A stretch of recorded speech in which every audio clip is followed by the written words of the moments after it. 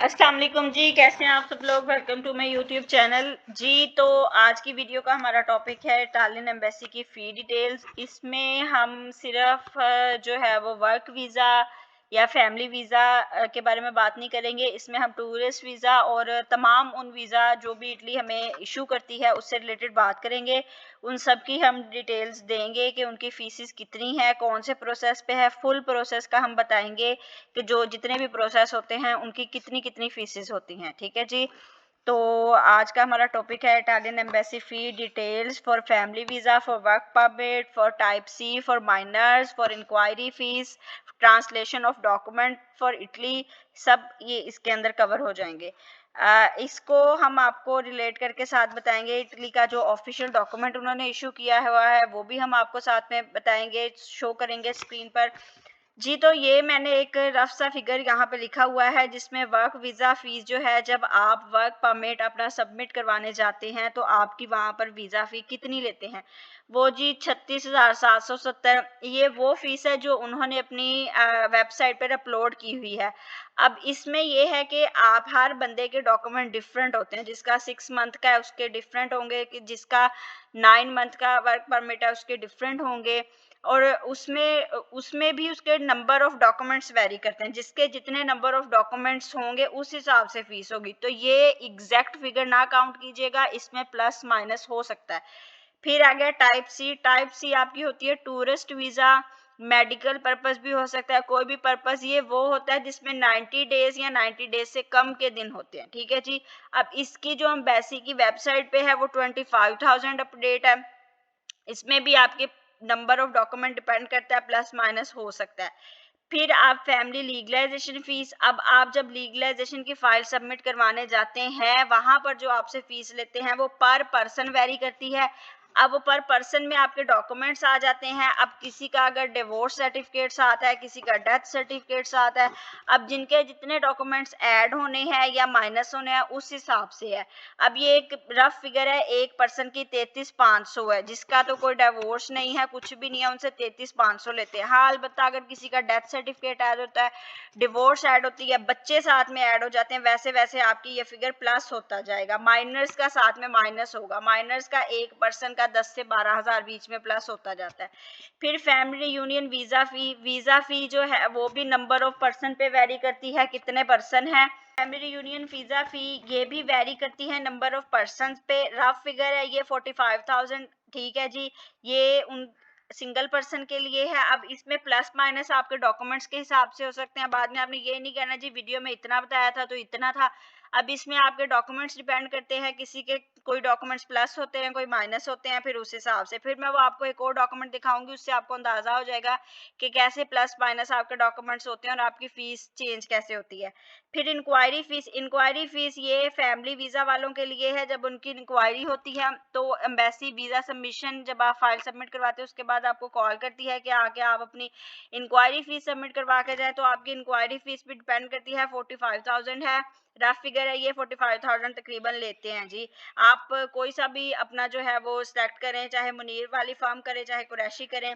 फिर आपके जो सारे डॉक्यूमेंट्स हैं वो टेस्ट होते हैं मिनिस्ट्री ऑफ फॉरेन अफेयर से। मिनिस्ट्री ऑफ फॉरेन अफेयर पर डॉक्यूमेंट आपसे 2,000 चार्ज करती है। ये भी आपके डॉक्यूमेंट पे डिपेंड करता है कितने डॉक्यूमेंट हैं।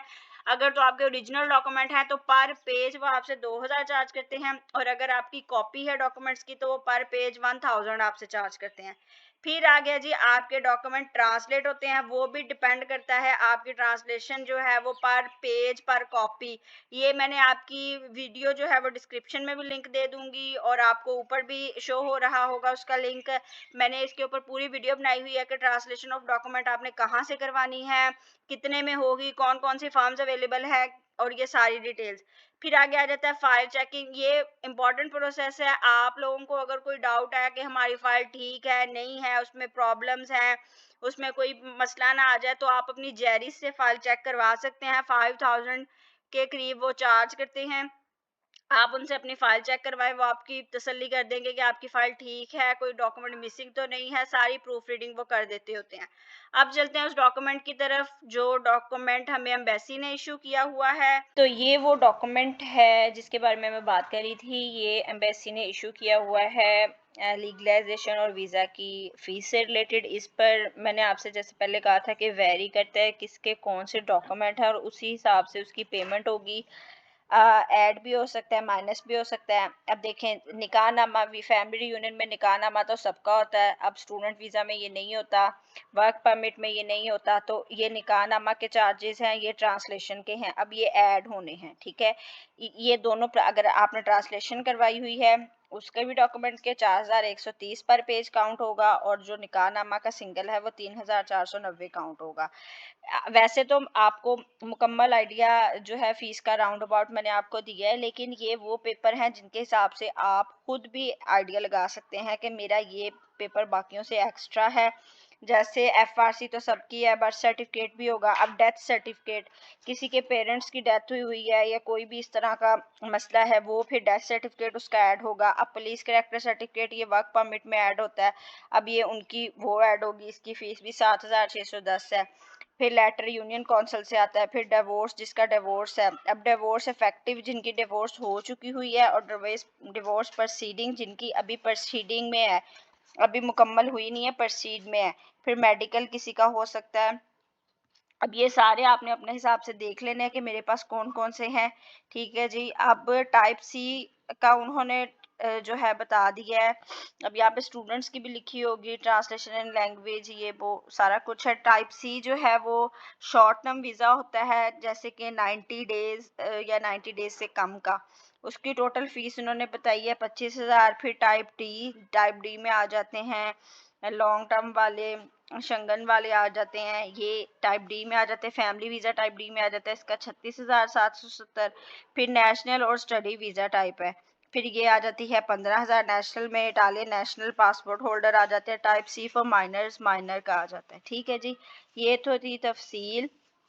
नेक्स्ट वीडियो इंशाल्लाह हम नेशनल जो वीज़ा वाले हैं, इटालियन पासपोर्ट वाले होल्डर, उनका फुल प्रोसेस बताएंगे कि उसमें क्या क्या चीज़ें आ जाती हैं, और उसको हमने कैसे पाकिस्तान में जब हमारे यहाँ डॉक्यूमेंट आ जाते हैं या हमने इटली में अप्लाई करना है तो वो कैसे करना है।